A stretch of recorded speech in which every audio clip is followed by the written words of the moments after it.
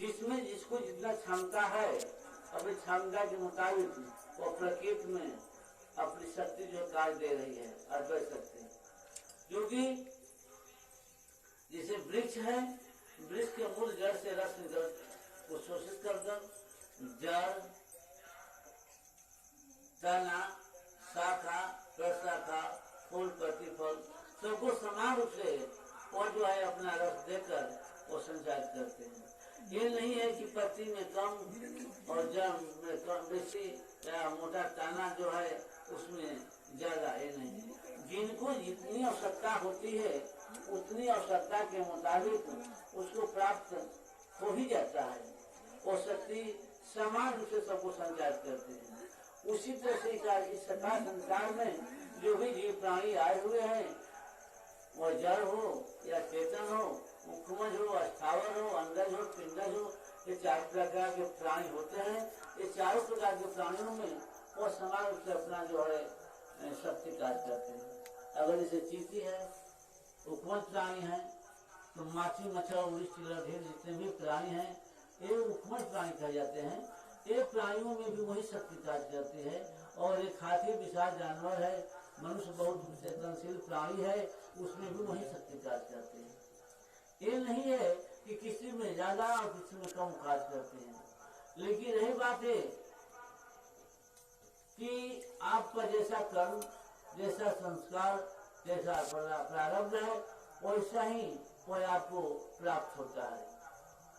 इसमें ये नहीं है कि किसी को कम होगा किसी को बेसी, ये नहीं हो सकता है।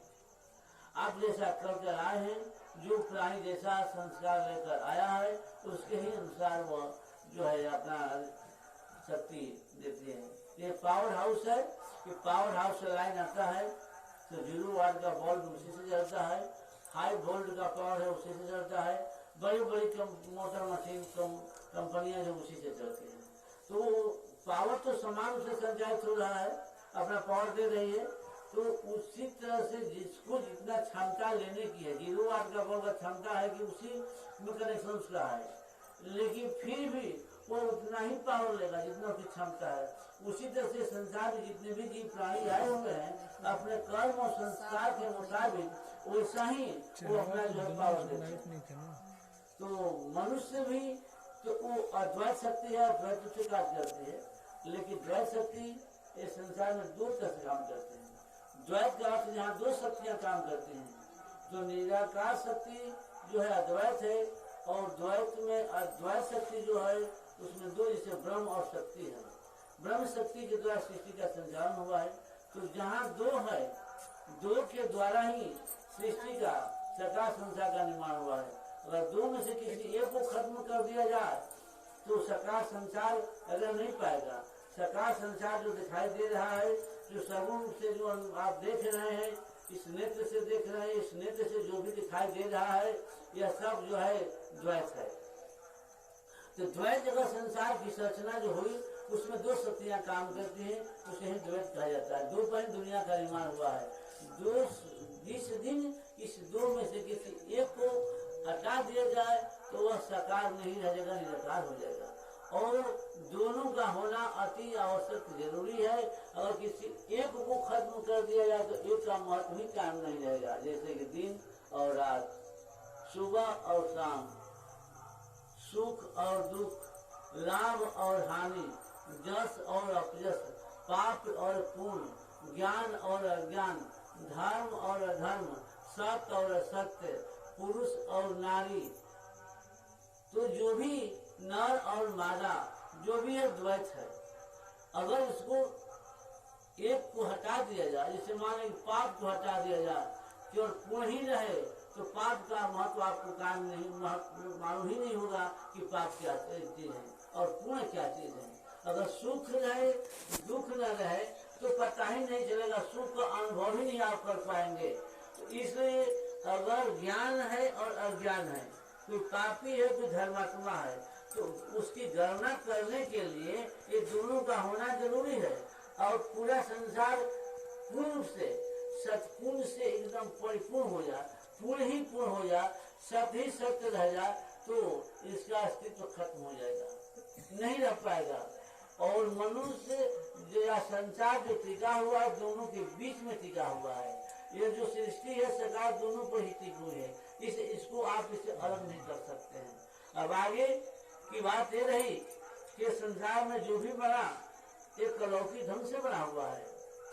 लोग अभी हमारे समाज में जो रूढ़िवादी रहता पर लोग बात बता रहे थे कि त्रिगुणमयी माया से रचित ये संसार है।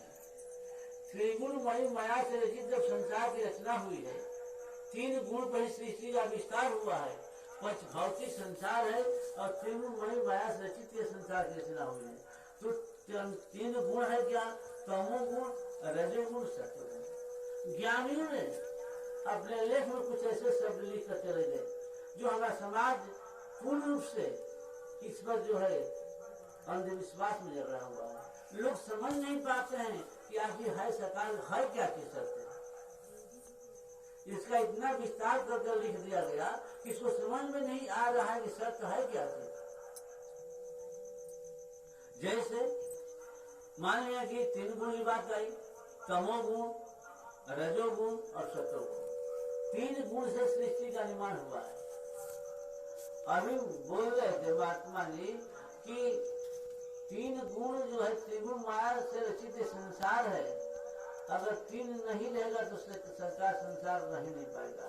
लेकिन बात ये नहीं कि आप इसको समझिए कि तमोगुण, रजोगुण, सत्वगुण, 3 गुण। और 3 गुण में है क्या? 3 गुण में है कि तमोगुण शंकर, रजोगुण ब्रह्मा और सत्वगुण विष्णु कहा गया है।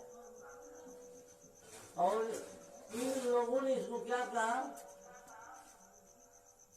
कि ब्रह्मा सृष्टि करता, विष्णु पालन करता और शंकर संहार करता था।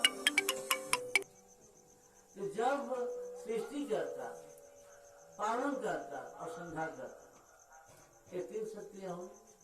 लोग अंधज्ञानियों ने समाज को इतना अंधकार में डाल दिया, इतना डार्क में डाल दिया है कि समझ में नहीं आया कि सत्य है क्या चीज आखिर। ब्रह्मा, विष्णु और शंकर। ब्रह्मा और विष्णु शंकर का जन्म नहीं हुआ है। सकाल संसार में कोई रूपरेखा नहीं है, लेकिन ज्ञानियों ने इसको अंधविश्वास में जगह कर डाल दिया। अभी आप सुन रहे हैं कि तमोगुण शंकर, रजोगुण ब्रह्मा और सत्वगुण विष्णु है। जब 3 गुण में ही तीनों शक्तियां निवास कर रही है, जब तमोगुण में ब्रह्मा का शंकर का निवास है, रजोगुण में ब्रह्मा का निवास है, सत्वगुण में विष्णु का निवास है, तो फिर ब्रह्मा विष्णु शंकर आए कहाँ? और कहा गया कि ब्रह्मा सृष्टि करता, विष्णु पालन करता और शंकर संहार करता, जिसको गौड़ कहा जाता है। इसी को तीनों शक्ति को जब एक में मिला दिया जाए तो इसको क्या कहा जाता है? गौड़। गौड़ का शाब्दिक अर्थ होता है 3 शब्द से गौड़ बना, जी और डी। तो जी और डी का अर्थ होता है, जी का अर्थ होता है जेनरेट, यानी पैदा करने वाला। ओ से होता ऑपरेट, उसका पालन करने वाला। और बीज का अर्थ है डेवलप करना, माने खत्म करना। तो जब तीनों का जब इसी से जब निर्माण हुआ है, तो जब तमोगुण, रजोगुण, सत्वगुण, जब ब्रह्मा विष्णु शंकर का जन्म ही नहीं हुआ, तो फिर अब ब्रह्मा विष्णु शंकर का मूर्ति क्यों बना दिया गया? उसका रूप दे दिया गया और मंदिर में उसकी स्थापना कर दी गई और साकार संसार में उसकी पूजा होने लगी। अंधज्ञानियों ने इस समाज को इतना जकड़ा दिया कि आप उसी के लकीर के फकीर बन गए और हमारा समाज उसी में जाकर फंस गया। तो जो ब्रह्मा विष्णु शंकर के नाम पर, लक्ष्मी सरस्वती पार्वती के नाम पर हम अंधविश्वास में जकड़े हुए हैं। तो जब जकड़े हुए हैं, हमारा समाज जकड़ा हुआ है इस अंधविश्वास के घेरे में, हम इसी अंधविश्वास में फंसे हुए हैं, तो फिर ब्रह्मा का जन्म, विष्णु का जन्म और शंकर का जन्म कैसे हुआ? जबकि अभी अध्यात्म में ये तीनों देवता हम आपके शरीर में मौजूद हैं। वो ब्रह्मा विष्णु शंकर की जो बात करते हैं वो हर नर नारी के बीच वो देवता का निवास है। अभी आप वाह में जिस देवता की बात करते हैं वो देवता आपके शरीर के अंदर ही मौजूद है। ज्ञानी इस बात को अनुभव कर लेख में लिखे कि गुदा द्वार पर गणेश का निवास है, नींद पर ब्रह्मा का निवास है, नाभि पर विष्णु का निवास है, हृदय में शंकर का निवास है। और देखिए कंठ में दुर्गा का निवास है, जिह्वा पर सरस्वती का निवास है। सब देवता जब आपके शरीर में ही मौजूद हैं, ऐसे क्यों कहा गया? मूलाधार चक्र में गणेश का निवास है, वहां से ज्ञान की उत्पत्ति होती है। और गणेश ज्ञान को कहा गया है और ज्ञान कभी सोता नहीं है। ज्ञान हमेशा जो जागता है और जाग कर वह चलता है। तो जब ज्ञान हमेशा जब सोता नहीं है, हमेशा चंचल है, चलमान है, तो कहने का अर्थ है कि जब ज्ञान हमेशा चल रहा है, ज्ञान की प्रक्रिया हमेशा सब, इसीलिए ज्ञान को ही गणेश कहा गया। गणधन इस यानी ज्ञान का जो मालिक है, जो ईश्वर है, भगवान है, उसी को गणेश कहा गया। ज्ञान को,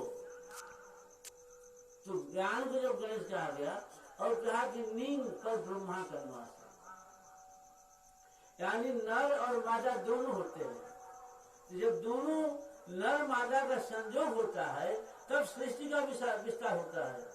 नर और मादा, पुरुष और नारी दोनों शक्ति जब एक में समावेश होती है तो तीसरी शक्ति का निर्माण होता है, जो संतान रूप में पैदा होते हैं। जब संतान रूप में जब पैदा होते हैं तो उसी को सृष्टिकर्ता कहा गया, उसी से संसार का विस्तार हुआ। तो जब वहीं से विस्तार हुआ, सृष्टि का विस्तार होगा, साकार रूप जब बना, तो जब साकार रूप बना, ब्रह्मा के द्वारा सृष्टि का संचालन हुआ। अंधज्ञानियों ने इसी बात को आड़ में रहकर उसका रूप दे दिया ब्रह्मा का, और रूप देखकर साकार रूप में उसका विस्तार कर दिया और कह दिया कि ब्रह्मा सृष्टि करता है।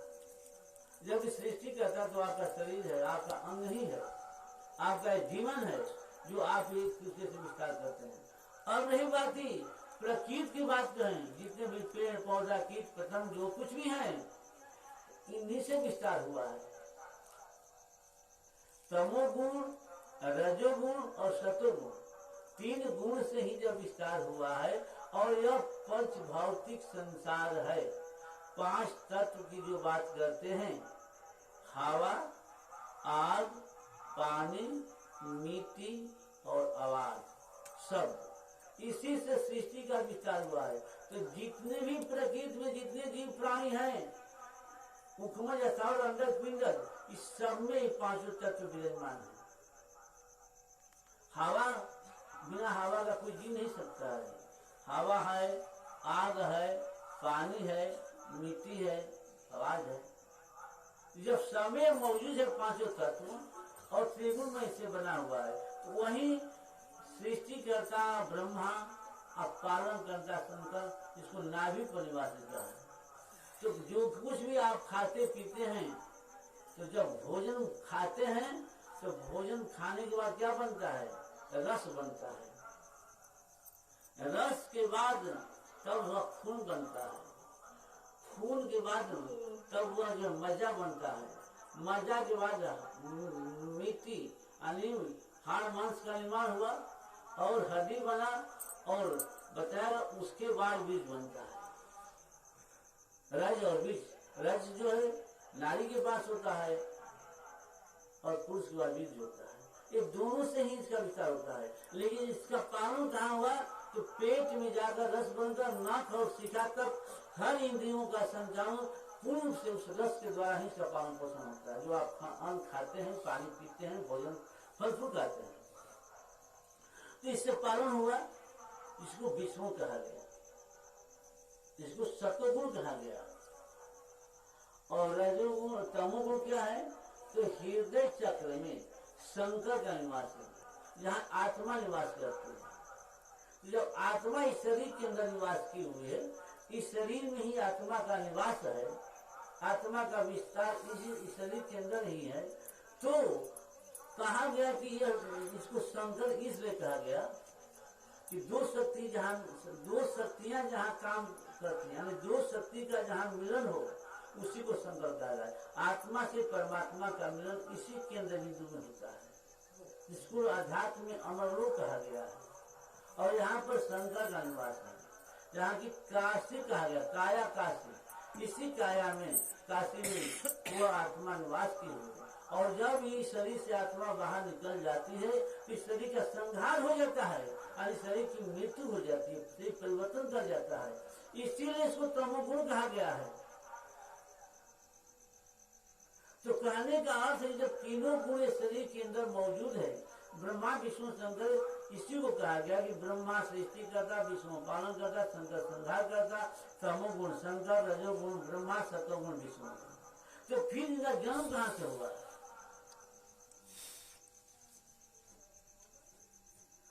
अज्ञानियों ने इस समाज को मूर्ख बनाने के लिए पत्थर और मिट्टी का निर्माण कर मूर्ति का स्थापना कर दिया। और हुआ क्या, इसके अंधविश्वास कैसे पैदा हुआ, रूढ़िवादी जड़ता कैसे इसमें आई कि जब पूर्ण ज्ञानी कोई था उस समय, तो वह ज्ञान में अनुभव किया था कि ब्रह्मा विष्णु शंकर हैं। लेकिन जैसे जैसे ज्ञान की शक्ति कम होने लगी तो लोगों ने उसका रूप दे दिया। रूप के बाद समझाया कि इस तरह का ब्रह्मा का रूप है, इस तरह का विष्णु का, इस तरह का शंकर का रूप है। और इसके बाद तो उसको सरकार में मूर्ति बना दिया गया। तो कुछ कालांतर के बाद उसकी स्थापना कर दी गई, कुछ कालांतर के बाद अपना जीविका का साधन बना लिया गया। समाज को शोषण करने के लिए, जीने खाने के लिए लोगों ने क्या किया, मूर्ति स्थापना करवा दिया और इसी को समाज में भटका दिया गया। और हमारा समाज इसी धर्म के नाम पर, संप्रदाय के नाम पर आज इसका शोषण होने लगा और हमारा समाज इसी में चला गया। तो कहने का अर्थ है कि जिस देवता की बात करते हैं, जिस मूर्ति की बात करते हैं, तो आपके शरीर से बड़ा तो कोई मूर्ति है ही नहीं। यह मूर्त है, अमूर्त नहीं, मूर्त है आपका जीवन। तो हम इस मूर्ति की पूजा नहीं करते हैं, इस मानव की पूजा नहीं करते हैं।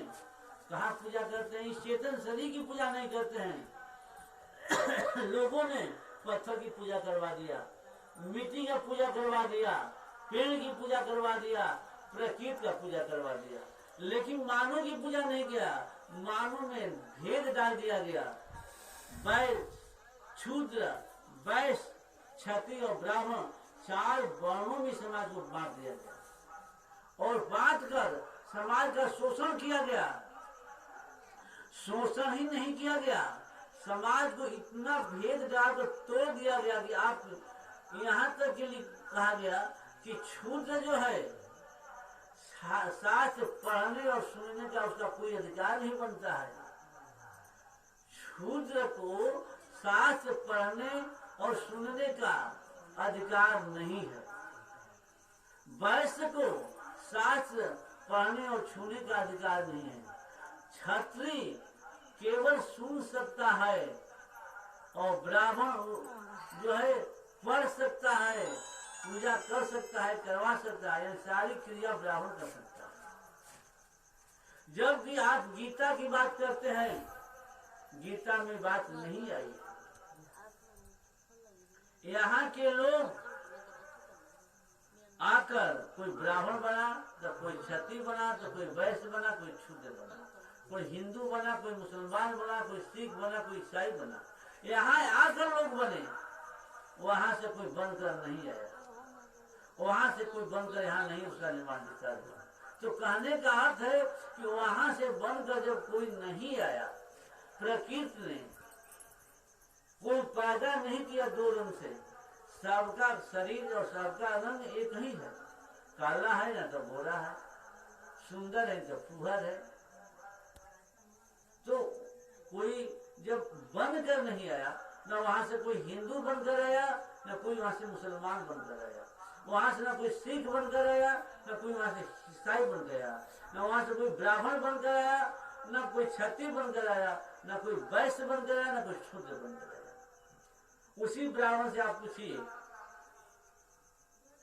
जो ब्राह्मण लोग समाज में भेदभाव डालते हैं, वही ब्राह्मण से पूछा जाए कि आप जन्म के समय शूद्र से या ब्राह्मण थे, तो लोग कहेंगे कि जन्म से हम शूद्र पैदा हो गए।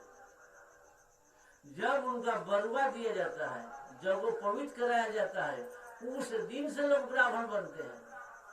तो यहाँ ब्राह्मण बनाया गया, उसको द्विज कहा जाता है। द्विज का अर्थ जिसका 2 बार जन्म होता है उसे द्विज कहा जाता है। तो जब ये बात आई, उन्हीं लोगों ने बात लिखा, फिर समाज में फिर डाल दिया गया। ब्राह्मण की अगर बात करें तो ब्राह्मण हमेशा पूजनीय है, हमेशा माननीय है, श्रेष्ठ है, और ब्राह्मण की पूजा हमेशा से हुई है, आज भी होगी और आगे भी होती रहेगी। ब्राह्मण जो है हमेशा श्रेष्ठ है, पूज्य है, महान है, लेकिन ब्राह्मण जाति से नहीं, ब्राह्मण कर्म से। ब्राह्मण किसी जाति का नाम नहीं, ब्राह्मण किसी प्रक्रिया का नाम है। अगर शास्त्र की बात करें, मैं नहीं कह रहा हूं, आपका शास्त्र कह रहा है कि वेश्या पुत्र वशिष्ठ, अक्षय माला नाम के गंधर्व कन्या से वशिष्ठ की उत्पत्ति हुई है। दासी पुत्र नारद, बहलिया पुत्र वाल्मीकि, मरा पुत्र वेद व्यास, ये लोग ब्राह्मण कहलाए। चमार जाति में रविदास पैदा होकर संत कहलाए। लोग मुस्लिम जाति में पैदा होकर संत कबीर कहलाए। और उनका गान, भजन, उनका कीर्तन, उनका दोहा आज हिंदू के मंदिर पर भी गाया जाता है। लोग बजाते हैं कि जब ऐसा ही भेज रहा तो कहने का अर्थ है कि ज्ञान की पूजा हमेशा सर्वोपरि सर्व हुई है, हमेशा हुआ है, आज भी होगा और आगे भी होता रहेगा। तो समाज में इसको जो भेद डालकर समाज तोड़ा जा रहा है, यही सबसे बड़ी समाज की अंधविश्वास है, यही रूढ़िवादी रहता है, यही समाज का सबसे बड़ा ढोंग पाखंड अंधविश्वास है, जो हमारा समाज फंसा हुआ है। कोई यहाँ कहने का अर्थ है कि वैश्य व्यवहार को कहा गया, लेन देन को कहा गया,